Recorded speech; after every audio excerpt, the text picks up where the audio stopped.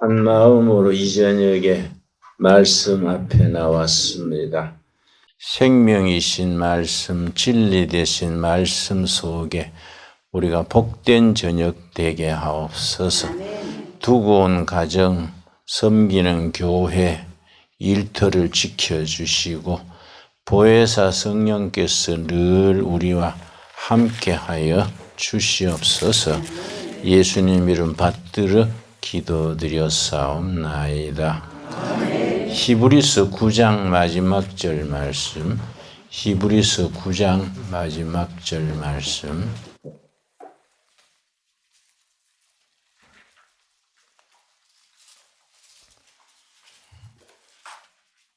이와 같이 그리스도도 많은 사람의 죄를 담당하시려고 단번에란 말을 왜 강조하느냐 하면 구약 시대에는 제사 지낼 때마다 제물을 바쳤습니다. 속죄를 위해서. 그런데 지금 우리가 예배 드릴 때 구약의 제사가 지금 우리 예배거든요. 예배 드릴 때 뭐 양잡고 안 하지 않습니까? 예수님이 한 번에 끝냈다. 자기 몸을 제물로 드려서 단번에 제사를 마쳤다. 그 얘기지요. 단번에 드리신 바 되셨고 구원에 이르게 하기 위하여 죄와 상관없이 자기를 바라는 자들에게 두 번째 나타나시리라. 재림을 일컫습니다. 재림하실 예수님. 기독교 진리의 5가지 기준을 말씀드렸습니다. 손에다가 비유하지요. 손바닥이 신앙 고백이라 하면은 5 손가락이 있습니다. 첫째는 창조신앙. 두 번째는 임마누엘 신앙. 주님이 늘 우리와 동행하신다. 임마누엘이지요. 세 번째는 십자가 신앙. 네 번째는 부활 신앙. 5번째가 이 재림. 그 재림에 대해서 이 사이비 이단이 재림 신앙에서 많이 나왔습니다. 여러분이 꼭 알아야 될 게 있습니다. 재림에 대해서는 우리가 3가지만 확실히 알면 돼요. 왜냐? 너무 많이 알라다가 사이비로 빠지는 경우가 많지요. 3가지. 첫째는 예수님은 틀림없이 재림하신다. 그건 다 믿으시지요? 통과. 두 번째, 언제 오실는지 아무도 모른다. 마태복음 24장에 주님이 언제 재림하실지 아들도 모르고 성령도 모른다. 아버지만 아시느니라. 그런데 가끔 재림의 날짜를 알았다는 사람들이 나옵니다. 그냥 사이비로 가는 지름길이지요. 그런 걸 이제 지가복음 그래요. 마가복음이 아니고 지가복음. 그래서 언제 오신다 날 잡으면 그건 가짜예요. 그건 성경적이 아닙니다. 3번째가 중요하지요. 100년 뒤에 오실지라도 내일 오실 듯이 마음에 준비하고 사는. 그걸 예수님이 마태복음의 10처녀 비유에서 등잔에 기름 준비한 처녀. 바로 100년, 200년 뒤에 오실지라도 내일 오실 듯이 경건에 준비하는 사람. 또 내일 오실지라도 100년, 200년 뒤에 오실 듯이 자식 놓고 사업하고 열심히 살아가는 겁니다. 이 3가지가 재림신앙의 요점입니다. 그거 이제 정리가 딱 돼 있어야 돼요. 첫 번째는 말씀드렸지요. 틀림없이 재림하신다. 두 번째는 언제 오실지 아무도 모른다. 안다 그러면 가짜다. 세 번째는 늘 준비되는 삶을 산다. 자, 그래서 히브리서 9장 마지막 절 통과됐지요? 10장 1절. 율법은 장차 올 좋은 일의 그림자일 뿐이요. 율법은 간단히 정리해서 단순화시켜 말하자면 구약은 율법입니다. 신약은 복음. 그런데 구약의 율법은 그림자다. 또 다른 성경에서는 카피다. 그림자다. 본체는 신약의 복음이다. 그 얘기지요. 율법은 장차 올 좋은 일의 그림자일 뿐이요 참 형상이 아니므로 해마다 늘 드리는 같은 제사로는 나오는 자들은 언제나 온전하게 할 수 없느니라. 구약의 율법으로 드리던 제사 해마다 주로 이제 6월절에 드렸지요. 6월절에 해마다 예루살렘에 다 모여서 제사 드렸습니다. 해마다 드리는 그 제물 바치는 제사로는 구원에 이르지 못한다. 왜냐? 그럼 그림자다. 카피다. 그럼 어떻게 해야 되느냐? 단번에 제사를 끝낸 예수님의 핏공로를 믿어야 된다. 이 구원의 조건이지요. 나는 대학에서 철학을 공부해서 철학이 나한테 맞더라고요. 자기한테 맞는 과목을 해야 되거든요. 참 철학이 좋아서 열심히 했는데 졸업반 됐을 때에 우리 모교에서 교비로 미국 장학생 보내는 교비 장학생으로 선발을 해줬어요. 대구서 이제 그 대구 지방 신문에도 나고 그때는 유학 가는 게 그렇게 흔하지 않았습니다. 미국 가려고 준비를 하면서 조교로 있었어요. 조교. 철학과의 조교로 있었는데 하루는 주인 교수가 갑자기 일이 생겨서 김군 갑자기 내가 일이 생겨 출타해야 되는데 저 휴강시키기는 미안하니까 김군이 1시간 강의를 하소. 그때 25살이에요. 대학 갓 졸업하고. 지가 어떻게 합니까?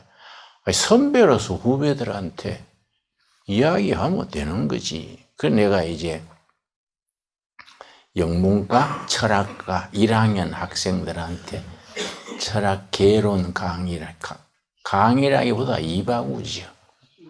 처음 시작할 때 철학은 진리를 찾는 학문이다 이라고 시작했는데 한참 강의하는데 영문과 학생이 손을 들고 선배님 질문이 있습니다. 질문하라 그랬더니 진리가 뭡니까?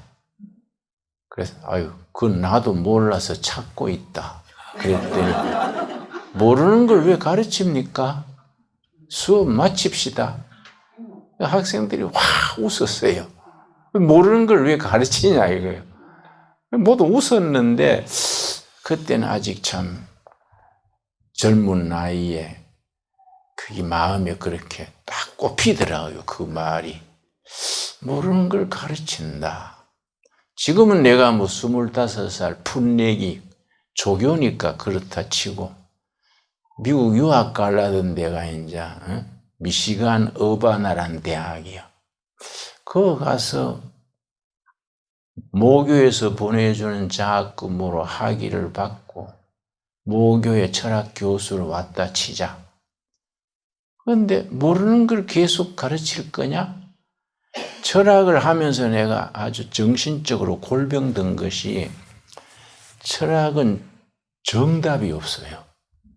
철학은 질문만 있어, 질문. 정답이 없습니다. 그러니까 평생 질문만 하고 살 끼냐. 그래서 내가 이제 철학 과목 책을 10대 권 조교실에 쌓아놓고 고민을 했는데 승산이 없어요. 독일의 하이데크, 영국의 러셀, 미국의 존 두이 철학자들이 있습니다.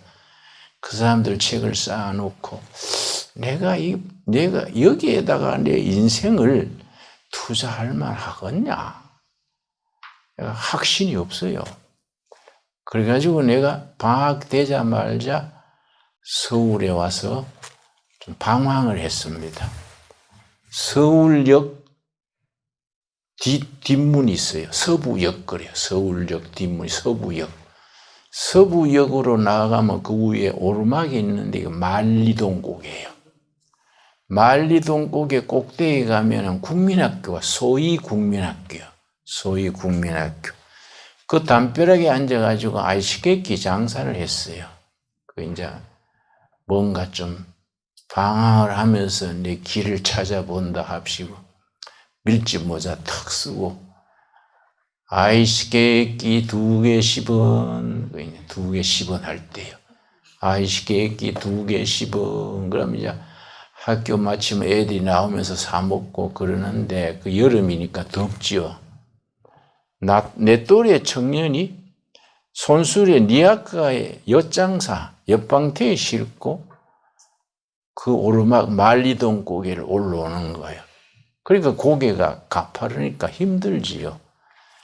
목에다가 수건을 걸치고 땀을 닦으면서 니아카 끌고 오더라고요. 그래서 여보 당신 그 힘드는데 이리 오서 좀 쉬다 가서 내 아이스케이크 하나 드릴게. 그래서 내가 옆에 앉게 하고 아이스케이크를 그냥 하나 드렸어요. 줬더니 그 사람이 이제 옆에 니아카 세워놓고 아이스케이크 먹고 쉬고 있는데 보니까 아이스케이크 그 경상도 말로 방티예요. 옆방티. 표준말로 뭐라 그럽니까? 하여튼 경상도 말로 표준말 잘 몰라요. 옆방티에 철학책이 한 권 있는 거야. 독일의 하이데거라는 철학자가 있는데 Das ist Metaphysic이라는 게 독일어 책이 있어요. 형이상학이란 무엇인가? Das ist Metaphysic. 책이 이렇게 얇아요. 얇고 아주 쉽게 썼습니다. 그게 옆방티에 있어서 그 사람이 그 뭐 읽을 택은 없을 끼고 엿장사하다가 책이 예쁘니까 빼놓은긴가 해서 여보 당신 저거 하이데거 책 보는 거 아니지요? 날 주시구려. 아시겠기 내 2개 대드릴게. 이랬더니 그 사람이 눈이 희둥그레져가 나를 보면서 당신이 이거 하이데거 책인 줄 어떻게 아세요? 이러더라고요. 당신도 그럼 하이데거 책인 줄 알고 갖고 다니시오? 둘 다 놀래버려서 둘 다. 그래서 족보를 따져보니까 서울대학 철학과를 나왔어. 나는 이제 지방 계명대학 철학과 나왔는데 철학과 출신들은 독일어 선생을 많이 합니다. 서울의 여자고등학교에 독일어 선생을 했대요.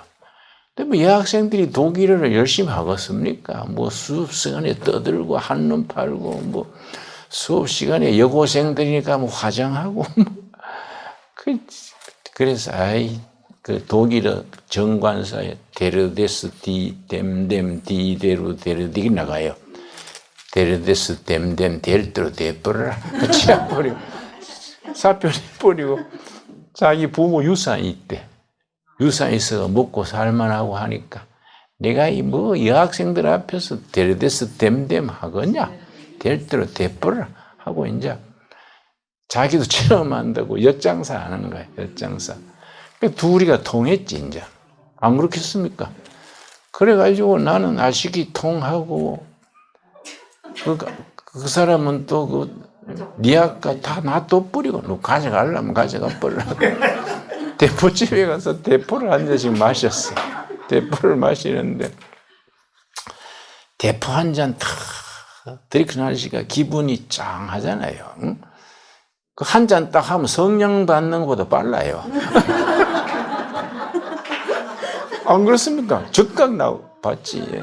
그러니까 그 친구가 한 잔 하더니 내가 왜 사는지 그 일러주는 사람이 있으면은 그 사람에게 평생 머슴살이 하겠다. 이러는 거예요, 그 정렬이. 그 말이 너무 절실해. 내가 왜 사는지 일러주면 평생 무슴살이 하겠다. 그래서 공감이 됐지, 공감이. 그래서 이제 그날 저녁에 그 서울역 앞에 노동자 합숙소가 있어요. 그걸 이제 그때 뭐 하루 1,000원인가 내면은 한 방에 한 10명씩 쭉 누워서 자요. 잠만 자고 나오는 거예요. 이제 그래서 하면서, 야, 이거 참 그 친구 말이 너무 생생한 거예요. 그래서 방황을 하다가 졸업한 지 2년 뒤에 예수님을 만났어요. 에베소서 읽다가, 에베소 1장 7절 말씀. 우리가 그리스도 안에서 그 은혜의 풍성함을 따라 그의 피로 말미암아 단번에 구속 곧 죄사함을 받았느니라. 그리스도 안에서요. 그 이제 헬라어로 엔 크리스토스, 그리스도 안에서. 여기 요점이요. 그 구절 읽고 에베소 1장 7절이요. 읽고 내가 모태신앙인데 평생 교회 다니면서 그리스도 밖에서 예배당에만 다녔구나. 그리스도 안에서 삶의 지금 참 복음을 깨달아야 되는데 예배당 안에서만 살았지 그리스도 안에서가 아니요. 그래서 내가 그리스도 안에 다 정답이 있는데 그거는 생각하지 않고 절에 갔다가 뭐 고민하다가 방황하다가 알쓰기 장사하다가 그 알쓰기 장사 그것도 가을 되니까 그거 못 하겠더라고요. 시원해지니까 안 되잖아요. 그래서 내가 쭈리야 화장품 있지요. 쭈리야 화장품 외판원을 했어. 외판을. 그 외판을 하는 데는 먼저 화장하는 걸 배워야 돼요. 그래서 이제 일주일 교육받고 메고 다녔는데 내가 이제 요즘 여자들 보면 화장을 제대로 했나 본 습관인데 일본 여자들하고 한국 여자들이 화장이 달라요. 일본 여자들은 기초 화장을 잘해요. 기초 화장을. 그런데 한국 여성들은 기초는 대충 하고 색채 화장을 막 입에 색파이 바르고 막 어떤 사람은 그 너무 진하게 발라가 아휴 머리 막 풀면 귀신이거든. 기초 화장을 잘해야 돼. 기초 안 그렇습니까? 기초 화장을 잘해야 피부가 보호되는 거예요. 근데 기초 화장은 대충 해버리고 뭐 화색채만 들이다 발라가지고 그러니까 아휴 저 여자 데리고 사는 남자도 골빈이다. 그런 방황 끝에 예수님을 만났으니 소중한 거예요. 그러니까 지금 1976년,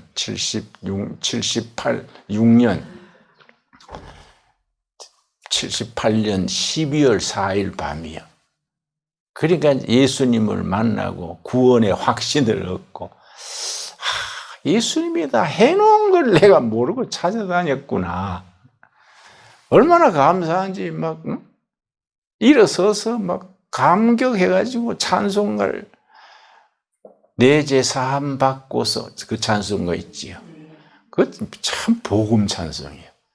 내 죄 사함 받고서 예수를 안디 나의 모든 것 다 변했네. 지금 내가 가는 길 천국 길이요 주의 피로 내 죄를 씻었네. 나의 모든 것 변하고 그 피로 구속받았네. 하나님은 나의 구원 되시오니 내게 정죄함 없겠네. 그걸 막 감동에 넘쳐서 부르고 또 부르고 20번 30번 불렀어. 그 다음날 내가 미국 유학 수속하던 걸 쓰레기통에 던져버리고 신학교를 간 거예요. 신학교. 근데 그 뒤에 20년 뒤에 1988년 올림픽 하던 해잖아요. 그 해에 내가 유학 갈라 하던 미시간 어바나 대학의 학생들한테 특강에 초청을 받았어. 그래서 내가 가서 특강 들어가기 전에 그 본관 건물 앞에 도토리 나무, 그걸 성경 상수리 나무라 그러죠. 큰 상수리 나무가 있더라고요. 강의 들어가기 전에 내가 도토리 나무 밑에 무릎을 꿇고 감사기도 드렸어요.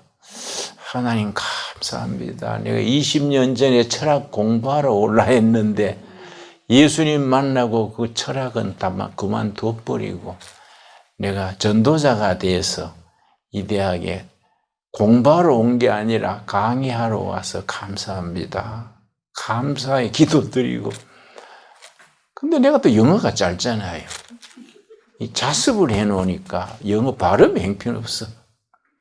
내가 영어를 하는데 미국 사람이 못 알아들어요. 응? 자꾸 이제 다시 말해 주시오가 I beg your pardon이야. 그죠? 내가 말하는데 I beg your pardon 자꾸 하니까 그냥 짜증이 나서 Please attention. 정신 차려 들어라. 아, 내가 영어 못하는 건 당연하잖아. 당신들 한국말 하냐? 응? 듣는 사람이 알아서 들어야지. 자꾸 나한테 그러면 어떡하냐. 자기들이 가짜라서 와 웃더라고요. 그래서 내가 기도했어. 성령님, 감동 좀 하셔가지고 내 영어는 짧지만은 성령님이 통역해 주십시오. 그러고 막 열심히 생각나는 단어를 막 주워내는 거야. 뭐 문법이 맞고 없고 없어 그거 뭐. 막 열심히 했더니요. 들으면서 우는 사람이 있어. 감동받아가 눈물을 흘리고. 마치고 난 뒤에 사인해달라고 줄 섰더라고요. 그러니까 참. 일본에 내가 가서 일본 여자대학에 또 특강을 한번 갔어요. 그래서 내가 뭐 일본 여자 대학생들한테 내가 무슨 말 하겠습니까? 그 사람들한테. 그건 또 크리스찬 대학도 아니야. 그냥 일반 대학 여학생들 앞 하는데 내가 대학 시절에 연애하던 얘기, 첫사랑 얘기. 첫사랑 얘기. 내가 첫사랑하던 얘기가 그 아가씨가 흰 바탕에 붉은 무늬 그 옷을 잘 입고 다녔어요. 그 내가 대구 시인의 주황통이라는 길이 있습니다. 그 가다가 그 무늬 옷을 보면 확 가슴이 뛰는 거예요. 그 옆에 가보면 딴 여자예요. 딴 여자. 그런 얘기, 그게 또, 응? 이루어지지 못하고 그 얘기를 했더니 아가씨들이요. 어떻게 감동받는지. 응? 김 선생이 넘버원이다. 김 선생이 넘버원. 그 일본 사람들이 내 스토리를 그렇게 좋아하더라고요. 그래서 내가 새벽을 깨우리로다 하는 책이 제일 먼저 일본서 먼저 나왔습니다. 내가 일본서 먼저 나와가지고 내가 그때 빈민 선교하면서 빚을 졌어요. 빚 때문에 고생했는데 일본서 책이 나오니까 베스트셀러가 되니까 인쇄가 나오잖아요. 인쇄. 책값의 10분의 1은 저자 거거든요. 빚에 쪼들만 하면 우체국에서 전화 오는 거예요. 응? 일본서 송금 왔으니 찾으러 오세요. 가서 가보면 또 쓸 만큼 와 있더라고. 그러니까 빚 다 갚았어요. 그래, 일본 사람들이 참 고맙지. 그렇지. 나는 일본서 태어났어요. 1941년에 일본 도쿄에서 우리 아버지가 택시 운전했다 그래요. 그 어머니가 일본에 10년 살았어요. 그 어머니 우리 키우면서 어머니가 늘 그래요. 일본 사람들은 책을 많이 읽는데 조선 사람은 모이면 나이룽뻥하고 너무 흉보고 이런다. 내가 일본 살아봤지만은 조선 사람이 훨씬 더 똑똑하다. 근데 똑똑한 조선 사람이 왜 일본 사람 종이 됐냐? 책은 안 읽고 나이룽뻥만 하고 너무 흉이나 보고 그런 게 일본의 뒤지지. 그래서 우리 어머니가요. 우리 클 때 책을 안 보면 막 꾸지람하셨어요. 그래서 시골의 청송 산골에서 초등학교 학생인데 책 보라고. 시골에 뭐 책이 있습니까? 친척집 다니면서 책 읽으라고 구해왔는데 뭐 법학통론, 심리학 개론 이런 걸 구해왔어요. 뭐 한문만 잔뜩 읽고 모르잖아요. 그래서 어머니 이거 어려워서 못 읽어요. 그러면 몰라도 쥐고 있어라. 응? 책 읽는 건 습관이다. 습관. 응? 쥐고 있으면은 나중에 친해진다.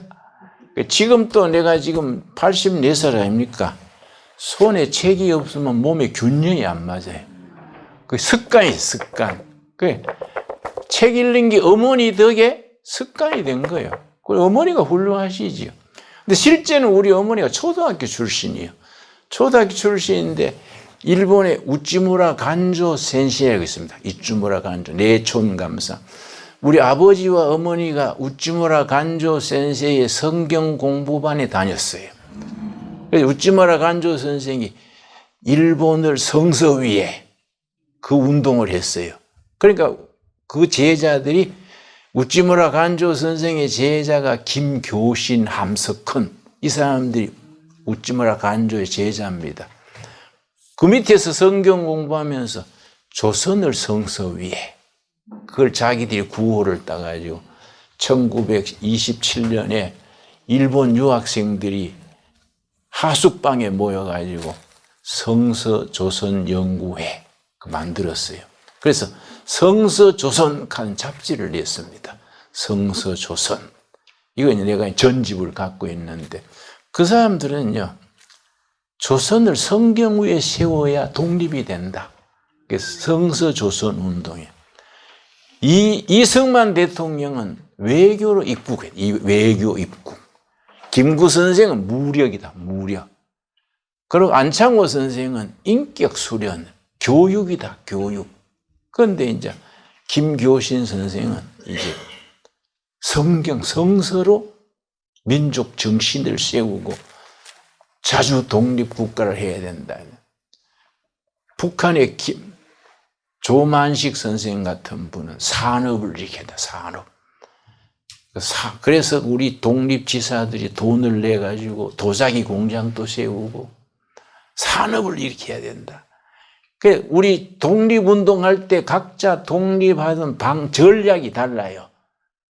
그러니까 안창호 선생 같은 분은 미국 교육 배우겠다고. 교육 선진국 미국 가가지고 교육을 배워보자. 그래, 미국 가셔가지고 조선 사람들이 막 나이롱뻥하고 술 먹고 도박하고 그거는 금요일마다 돈 주잖아요. 주불로 주잖아요.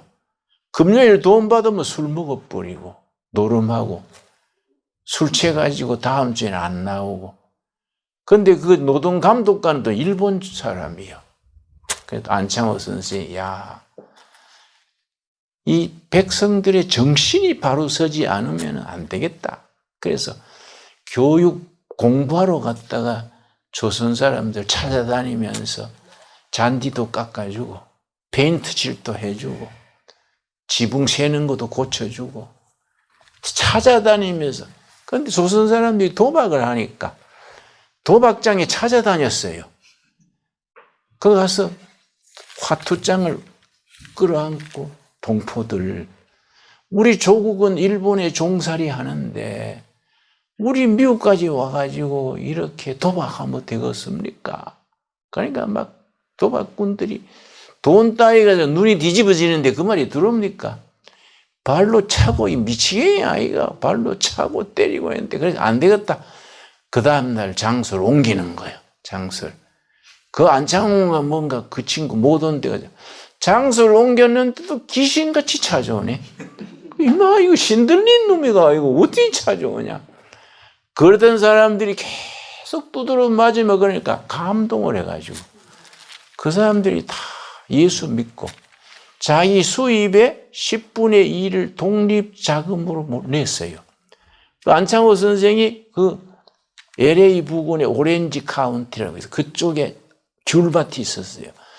그 사람들이 어떻게 가르쳤냐면은 귤 하나 딸 때마다 독립운동하는 마음으로 땁시다. 안창호 선생의 구호요.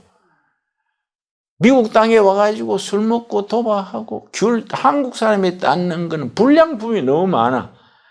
따는 걸 그냥 가지를 꺾고 하니까 지주들이, 농장 주인들이 조선 사람 안쓰러워하는 거예요.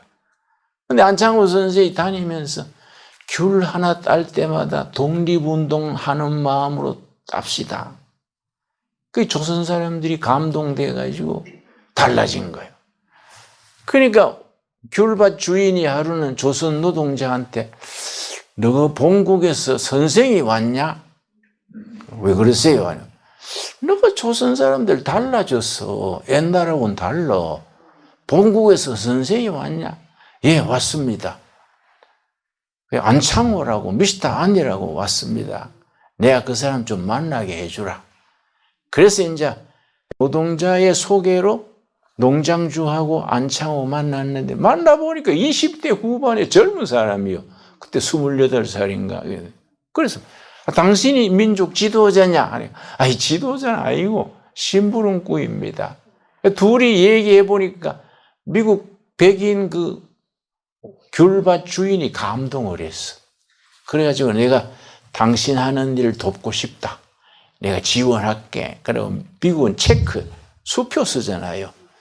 체크를 탁 끄집어내가지고 2만 불 딱 써가지고 체크를 주면서 당신 마음대로 써라. 다 쓰고 나면 또 다시 얘기해라.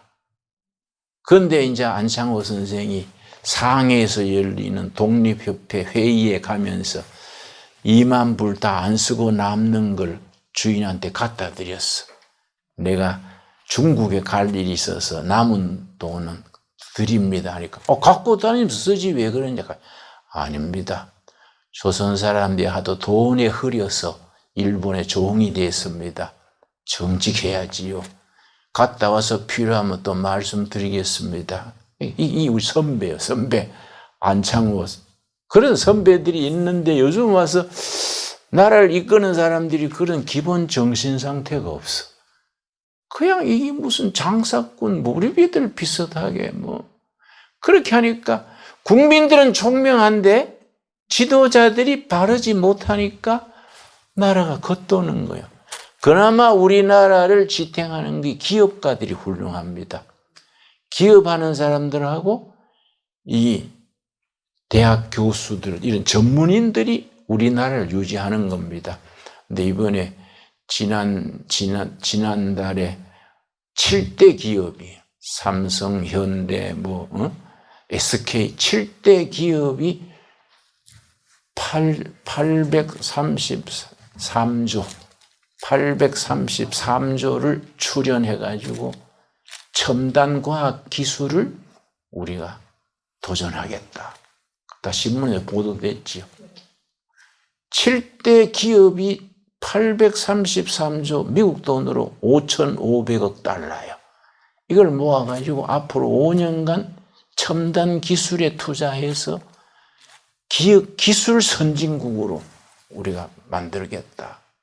그런 게 나라의 희망이에요. 나라의 희망. 그러니까 우리나라는 정치하는 사람들이 기업하는 사람을 안 건드리면 돼. 가만 놔두면 돼. 간섭하지 말고. 그러니까 우리나라에 그래도 그런 사람들이 있으니까 희망을 가지지요. 자, 이 책은 내가 이제 어려서부터 어머니 덕택에 이제 책을 읽게 되었으니까 독서량이 아무도 많았지요. 내가 테크노 헤게모니라는 책인데 테크나라지 더하기 헤게모니 이런 걸 합성을 하라 그래요. 두 단어가 합쳐져서 테크나라지 플러스 헤게모니, 기술 주권, 기술 패권 뭐 그런 번역이 되겠지요. 기술 주도권. 이 핵심이 뭐냐면 일본 화학 박사가 썼는데 어느 시대나 그 시대를 이끌어간 국가의 특징이 있다. 그 시대를 영국이 이끌다가 독일로 넘어가고 미국으로 건너가고 일본이 한때 팍 일어서고 핵심이 뭐냐? 테크나라지다. 그 시대의 첨단 과학 기술을 가진 나라가 세계 역사의 주도권을 잡는다. 그런데 참 내가 하나님께 감사하는 것이 우리나라 첨단 과학 기술이 세계 1위입니다. 반도체, 조선, 방위산업, 특별히 방위산업으로요, 비행기 전투기를 만들지요. KF-21 그래요. 미국 록히드 마운틴 그 비행기 회사에서 우리나라가 비행기 만든다 그러니까 웃기는 소리 하지 말라고. 너가 무슨 비행기 만드느냐고. 그걸 비웃었는데 지금 KF-21을 만들어가지고 완제품이 나왔지요. UAE라고 하세요. 아랍에미레이트. 그리고 폴란드에서 아직 비행기 시제품 성공했는데 200대 주문 들어왔어요. 비행기 200대면 대단한 겁니다. 그러니까 이게 우리나라가 잠재된 능력이 있어요. 우리나라의 DNA가 우수합니다. 우리나라 과학기술이 전 세계 최고일 때가 세종대왕 때예요. 세종대왕 시절에는 우리가 첨단 과학 국가를 했습니다. 그런데 그게 세종대왕 때 그랬다가 이순신 장군이 거북선 만들고 그 뒤에 사라졌다가 지금 와서 다시 세계 기술 국가로 부상되는 거지요. 그런데 우리가 그래서 이 책의 핵심이 기술 패권을 가지는 국가의 특징이 뭐냐? 개신교 신앙으로 일어선 나라들, 프로테스탄트 신앙으로 국민 정신을 바로 세운 나라들이 기술 선진국이 돼가지고 세계사의 헤게모니를 잡은 거다. 그걸 학문적으로 이렇게 쭉 썼습니다. 그런데 내가 이제 목회가 55년 했는데요. 30살부터 지금까지 했는데 목사님들 집회, 신학교 집회 다녀보면 생각보다 성경 말씀에 깊이가 없어요. 그냥 주시옵소서 아멘 아멘 하는데 뭘 믿는지 잘 몰라. 그냥 주여 주여 소리 지르는데 복음의 엑기스를 잘 몰라요. 그러니까 이게 안타까운 일이지요. 그러니까 500년 전에 1517년 말틴 루터, 칼빈, 쭈잉거리 이런 사람들이 종교개혁 운동을 일으켰지 않습니까? 종교개혁 운동가들의 공통된 특징이 있어요. 성경학자들이요.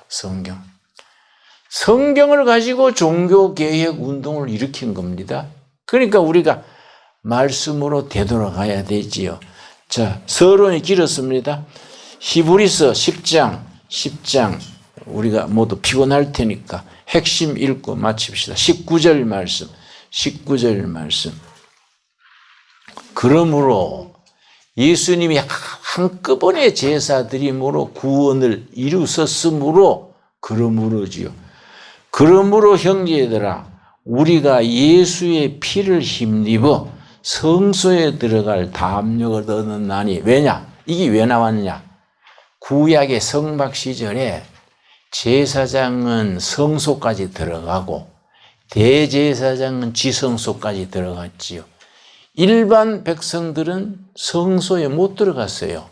그런데 우리는 성소, 지성소로 막바로 들어가는 겁니다. 누구 빼기입니까? 예수 그리스도가 길을 열어놨어. 그래서 성소로 들어갈 용기를 얻었나니. 이해가지요? 20절. 그 길은 지성소로 들어가는 길. 그 성막의 지성소의 역할이 세 가지입니다. 지성소 역할이. 하나님이 임재하시는 자리. 둘째, 하나님이 자기 백성과 대화하는 자리. 그 대화가 우리한테는 기도예요. 기도. 셋째는 백성들의 죄를 사해 주시고 기도를 응답해 주는 자리. 이게 지성소예요. 지성소. 그런데 여기 이제 지성소로 가는 그 길은 20절이죠. 그 길은 우리를 위하여 휘장 가운데로 열어놓으신 새로운 살 길이요.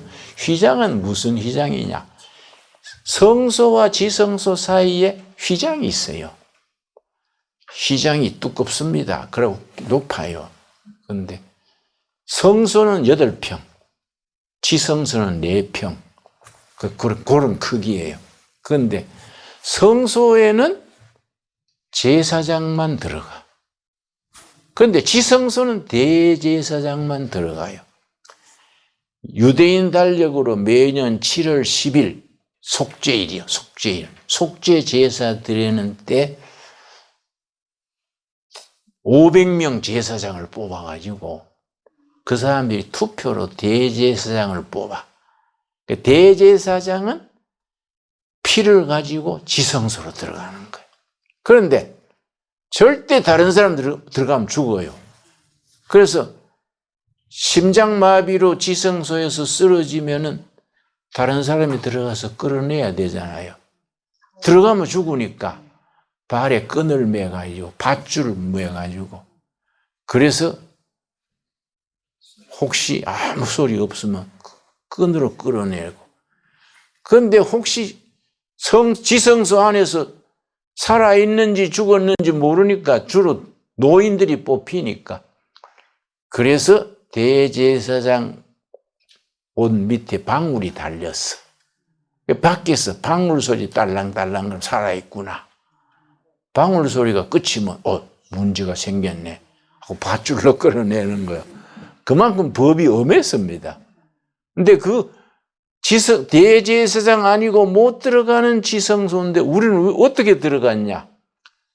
예수님이 그 길을 열어놨다. 그래서 그 다음에 중요하지요. 20절이 참 중요합니다. 우리 같이 읽겠습니다. 그 길은 우리를 위하여 휘장 가운데로 열어놓으신 새로운 살 길이요. 휘장은 곧 그의 육체니라. 휘장이 예수님이요. 휘장이 예수님의 몸이라. 그런데 예수님이 십자가에 죽을 때 휘장이 쫙 갈라졌어요. 마태복음 27장 50절 보겠습니다. 마태복음 27장 50절. 예수님은 골고다 언덕에서 십자가에 돌아가셨잖아요. 그런데 예루살렘 성전에서 사고가 터진 거지요. 마태복음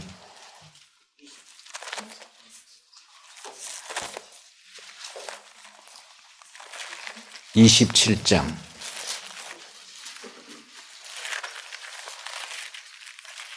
50절 50절 찾았습니까? 예수께서 다시 크게 소리 지르시고 영혼이 떠나시니라. 예수님이 십자가 위에 숨 거뒀어요. 그랬는데 전혀 다른 장소인 예루살렘 시내의 예루살렘 성전에서 사고가 난 거야. 뭔 사고냐? 51절. 이에 성소 휘장이 성소와 지성소를 가로막고 있는 휘장이 위로부터 아래까지 찢어져 둘이 되고 밑에서 찢어졌으면 사람이 찢어져 할 수 있겠지요. 높아요.